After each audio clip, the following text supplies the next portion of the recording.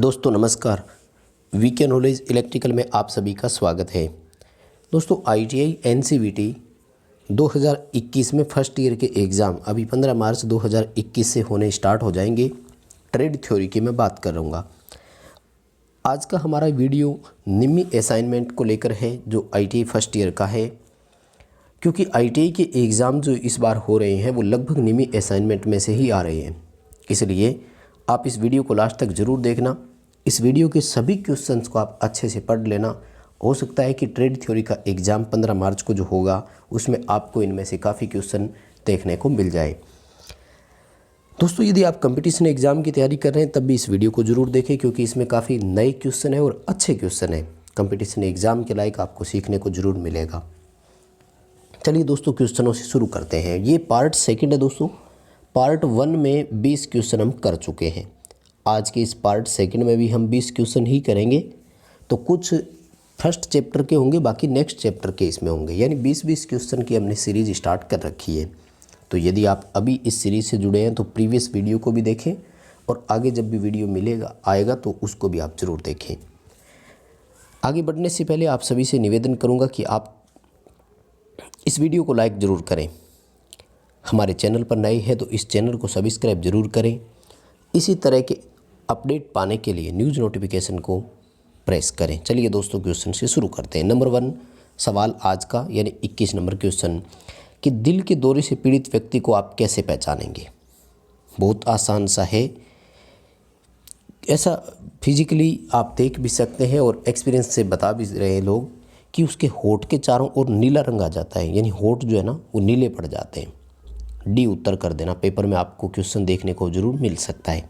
आगे सवाल पूछा है कि इस औजार का नाम क्या है। औजार तो दिया ही नहीं, फिर कौन सा उत्तर सही करें। ठीक है, तो इन्होंने क्या इसका उत्तर डायगोनल कटिंग प्लायर दिया है। तो डायगोनल कटिंग प्लायर का आप अच्छे से डायग्राम देख कर जाना, पेपर में आ सकता है। अब देखो वायर स्ट्राइपर मैं बता देता हूँ, ये प्लायर के जैसा ही होता है, लेकिन आगे इसमें तार छीलने के लिए ना वो नंबर लगे रहते हैं।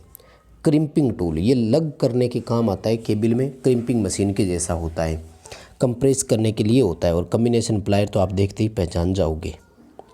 अगला सवाल पूछा कि इस सुरक्षा चिन्ह का नाम क्या है। देखो ये कह रहा है कि हैंड ग्लव्स पहने, दस्ताने पहनने की बात कर रहा है ना। तो जो चीज़ें ये कहता है ना कि हेलमेट पहने, सेफ्टी बेल्ट का उपयोग करें, दस्ताने पहने, तो ये सभी मैंडेटरी साइन में आते हैं। आपको इसका बी उत्तर करना है। हालांकि असाइनमेंट में इसका डी उत्तर माना है इन्होंने, लेकिन मैं इससे सहमत नहीं हूँ। बी ऑप्शन की ओर हमें जाना है। आवश्यक चिन्ह बोलेंगे, मैंडेटरी साइन बोलते हैं। अगला सवाल है कि पीड़ित के रक्त के बहाव को रोकने के लिए आप क्या प्राथमिक चिकित्सा उपलब्ध कराओगे। देखिए जहाँ उसके घाव लगा हुआ है ना, उस घाव को यदि हम हाथ से रोकें, छोटा है तो ही संभव होगा, खैर बड़ा है तो संभव भी नहीं होगा, बट ऑप्शन के अकॉर्डिंग यदि हम देखेंगे ना तो चोट वाले लगे हुए भाग के ऊपर यदि हम दबाव डालेंगे ना तो थोड़ी देर में वो प्रेशर जो है वो उसको पकड़ कर जाता है और जो ब्लड निकल रहा है वो रुकने की संभावना पूरी होती है। अगला सवाल, पीड़ित को बचाने के लिए क्या तत्कालिक कदम उठाया जाना चाहिए यदि वह अभी भी पावर सोर्स के संपर्क में है। इलेक्ट्रिकल पावर सप्लाई के संपर्क में है ना, तो आप सभी ऑप्शन को पढ़ो ध्यान से। भी हम सबसे पहला काम करेंगे पावर सप्लाई ऑफ करने का, चाहे कैसे भी की जाए। पावर सप्लाई ऑफ होगी तो ही हटाएंगे, बाकी ऑप्शंस आप देख रहे हो हटा ही नहीं सकते, कोई और तरीका नहीं होता। ठीक है, डी उत्तर रहेगा। आगे कि इस संकेतक का नाम क्या है। ये यूँ कह रहा है कि पेडेस्ट्रियन क्रॉसिंग, ठीक है, पैदल क्रॉसिंग बनी हुई है, इस चीज़ के निशान को अपन को संकेत करता है। और यदि वैसे देखें तो ये एक तरह से वार्निंग साइन होता है, ठीक है ना, वार्निंग साइन की श्रेणी में आता है।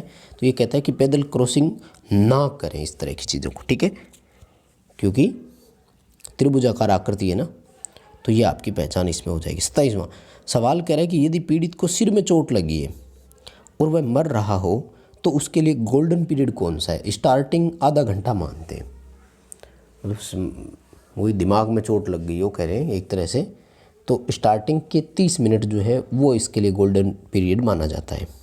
अगला सवाल कि पीड़ित की कौन सी स्थिति को कोमा बोलते हैं। भाई कोमा तो नाम से ही पता लग रहा है ना, ऑप्शन पढ़ लेना, आपको सब समझ में आ जाएंगे कि पूरी तरह से संवेदनहीन होकर लेटे रहना और बुलाने पर उत्तर नहीं देना, यानी चुपचाप लेटा रह रहा है, कोई रिस्पॉन्स नहीं मिल रहा है, तो उसको बोलते हैं कोमा कंडीशन। ठीक है, अब अपना सेकंड मॉड्यूल स्टार्ट हो गया है, फर्स्ट सेमेस्टर का ये, लेकिन मॉड्यूल नंबर 2 यानी एक तरह से चैप्टर नंबर 2 हो गया है। ठीक है, इसकी बात करेंगे, 10-12 क्वेश्चन इसके पढ़ेंगे, टोटल 20 क्वेश्चन इस वीडियो में अपन करेंगे। देखो कह रहा है कि इस गेज का काम क्या है। देखो इसको बोलते हैं वैसे एक तरह से स्क्रू पिच गेज बोलते हैं।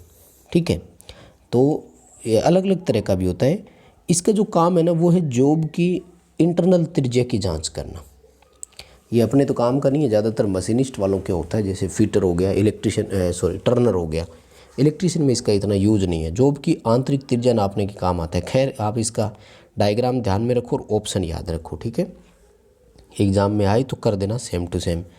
आगे सवाल पूछा कि इस फाइल का नाम क्या है। ढंग से देखोगे तो समझ में आ जाएगी। रास्प कट फाइल होती है, इस तरह की रेती जो है ना, फाइल्स के प्रकार होते हैं तो रास्प कट फाइल बोलते हैं। डबल कट वाली जो है ना, इसमें तो सामने स्पष्ट दिखेंगे, एक इस ओर जा रहा है तो दूसरा एंगल आपका इस ओर से आएगा, तो पता लग जाएगा कि डबल कट इस पे बने हुए हैं। आगे सवाल पूछा है कि इस औजार का नाम क्या है। देखो ये कैलिपर होता है। ठीक है, और आप देखो जब इसकी इस तरह से टांगे बाहर की तरफ फैली हुई है ना, तो ये क्या करता है कि एक तरह से अंदर से माप लेने के काम आता है। एक कैलिपर ऐसा होता है जिसकी यूँ बाहर से माप लेने के लिए होता है, तो वो आउटसाइड कैलिपर होता है, और ये जो होते हैं ये इनसाइड कैलिपर होते हैं। ठीक है, तो ऑप्शन की ओर जब अपन जाएंगे तो इसका रहेगा अपना बी उत्तर, इनसाइड कैलिपर बोलेंगे, क्योंकि ये अंदर से माप ले रहा है। देखो एक चीज़ का ध्यान रखना, इनकी जो टांग है ना उस पर ध्यान रखना। यदि टांगे बाहर की तरफ मुड़ी हुई है तो इनसाइड है, यदि टांगे अंदर की तरफ मुड़ी हुई है तो आउटसाइड है। टांगों की मुड़ी हुई पोजीशन का जस्ट अपोजिट करना है। ठीक है, आगे देखो सवाल पूछा कि लकड़ी में ट्विस्ट होने का कारण क्या है। ट्विस्ट क्यों आ सकता है। देखो लकड़ी में जो ट्विस्टिंग आती है ना वो आती है असमान सिकुड़न। ठीक है भाई, लकड़ी जो सिकुड़न है वो प्रॉपर नहीं होती। मान लीजिए कि गीली लकड़ी थी, सूखने जा रही है, यदि पूरी लकड़ी एक जैसे एक साथ नहीं सूखती है तो उसमें सिकुड़न आएगी। ठीक है, हाँ आईटीआई में इस तरह के क्वेश्चन आ सकते हैं, आप ध्यान रखें, इसे जरूर देखने को मिल सकता है। आगे सवाल पूछा कि मोर्टाइज चीजल जो होती है उसका उद्देश्य क्या होता है। देखो मोर्टाइज जो चीजल बोलते हैं ना, छेनी बोलते हैं हिंदी में इसको, इस चीजल का उपयोग पूछा है।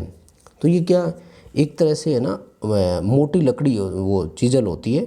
आगे से जब आप इसका फेस देखेंगे ना तो आपको आयताकार फेस दिखेगा, यानी मोटी ज़्यादा होती है आगे से। तो ये लकड़ी में आयताकार जब छेद करने हो ना उसके लिए सबसे ज़्यादा अपन उपयोग में लेते हैं। अगला सवाल पूछा सीट मेटल में तेज किनारे जो है उनमें किस तरह का स्टेक यूज करेंगे। अब देखो ये सवाल क्या है, पहले तो ये देखते हैं। सीट मेटल कोई काम कर रहे, सीट का कोई भी काम कर रहे थे, मान लीजिए ये आयताकार बॉक्स हमने बनाया तो इसके किनारे जो है ना ये शार्प हो गए मान लो, तो फिर इनमें क्या करते हैं कि अलग से एक है ना एक्स्ट्रा आयताकार पत्ती लगा देते हैं इनके ऊपर, ताकि वो तीखा किनारा जो है वो किसी के टच ना हो, और उसको बोलते हैं हैचेट स्टेक। बी उत्तर रहेगा। ध्यान में रखें इस क्वेश्चन को, जब भी पेपर में मिले तो आप इसको कर देना। अगला सवाल पूछा है किस प्रकार की कोल्ड चीजल का उपयोग किनारों पर पदार्थों को वर्गाकार करने के लिए काम में लेते हैं। देखिए जो कोन होते हैं ना, कॉर्नर्स, उनके लिए डायमंड पॉइंट चीजल यूज करते हैं भाई। ये अच्छा क्वेश्चन है, पहले भी हमने इसको कई बार करवाया हुआ है। अगला सवाल है कि किस प्रकार के कैलिपर का उपयोग पदार्थ के बाहरी सिरों पर समांतर रेखाएं खींचने के काम में लेते हैं। देखो समांतर रेखा जब खींचते हैं ना तो उसके लिए जेनी कैलिपर आता है। होता कैसा है ये दिखाऊं आपको, एक टांग वाला होता है। आगे जब इसका क्वेश्चन आएगा तो मैं आपको बता दूंगा। वैसे ये रहा, ये देख लीजिए आप, ये जेनी कैलिपर ही होता है। 15वां सवाल भी खैर अगली सीरीज में आएगा वैसे तो। और पूछा है कि इस औजार का नाम क्या है, तो ये जेनी कैलिपर होता है। इसमें एक टांग प्रॉपर होती है मेजरमेंट के लिए और एक लाइन खींचने के लिए होती है। ठीक है ना, तो ये अपना कौन सा था, 8वां सवाल था सही। ओके 8वां सवाल था, जेनी कैलिपर आएगा। ठीक है, याद रखना पेपर में जब सवाल आ जाए तो कर देना। आगे सवाल पूछा कि ड्रिल बिट का नाम क्या है। देखो बिट हमेशा इस कंडीशन से, ये जो मेन फेस की आकृति है ना इससे पता लगेगा। और ये जो आप देख रहे हैं टेपर सेंक बिट कहलाती है। टेपर सेंक ही हो गया ना, इससे तिरछा है, दोनों साइड से आप काट देखो, टेपर बोलते हैं जो थोड़ा सा तिरछा होता है ना, तो टेपर सेंक कर देना। याद रखो ऐसे ही क्वेश्चन आएंगे सेम टू सेम यही आ जाएंगे, जो असाइनमेंट में आंसर दिए हुए हैं उसी के हिसाब से आप कर देना, कोई दिक्कत नहीं है, अपना पेपर में सही मान लिया जाएगा। 10वां सवाल, सीट मेटल में सामान्य उपयोग हेतु किस प्रकार के स्टेक का उपयोग करेंगे। सामान्यतः सीट मेटल जब भी होती है ना, वर्गाकार स्टेक का ही उपयोग करते हैं, और इसके यदि तीखे कॉर्नर है तो वहाँ पर हैचेट स्टेक अपन लगाएंगे। क्वेश्चन याद रखना क्या पूछ रहा है। 11वां सवाल पूछ रहा है कि ISO यानी इंटरनेशनल स्टैंडर्ड ऑर्गेनाइजेशन के अनुसार मेट्रिक में फाइन थ्रेड M12 × 1.25 में 2.5 किसे संकेत करता है। ठीक है, दोनों चीज़ों को याद रखना।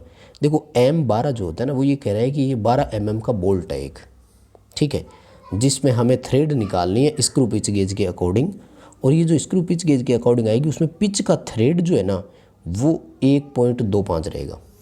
मतलब 12 mm का कोई बोल्ट है, उसमें 1.25 पिच की थ्रेड हमें निकालनी है, चूड़ियाँ हमें निकालनी है, ठीक है ना, जिस पर हम बोल्ट कसना चाहेंगे, नट बोल्ट बोलते हैं ना, पूरा सेट उसको बोलते हैं। अगला सवाल है कि लकड़ी में अनियमित रूप से यदि शाखाएं उगेगी तो कारण उनका क्या है। उसका कारण होता है उस लकड़ी में गांठ। यदि लकड़ी में गांठ है ना तो उसमें शाखाएं बाहर निकलना शुरू हो जाती है। यदि प्लेन या सीधी लकड़ी होगी तो उसमें से कभी कोई ब्रांच नई ग्रो नहीं करती। बस दोस्तों यहीं तक करवाएंगे इसमें। आज की इस वीडियो में हो गए 20 क्वेश्चन। नेक्स्ट पार्ट का इंतज़ार करें, उसमें आपको 20 क्वेश्चन और मिलेंगे। उम्मीद है एग्ज़ाम से पहले आपको करवा दिए जाएंगे। सीरीज़ पसंद आती है तो लाइक और कमेंट करके हमें ज़रूर बताएं कि आपको ये सीरीज़ कैसी लगी। चैनल पर नए हो तो सब्सक्राइब ज़रूर करना।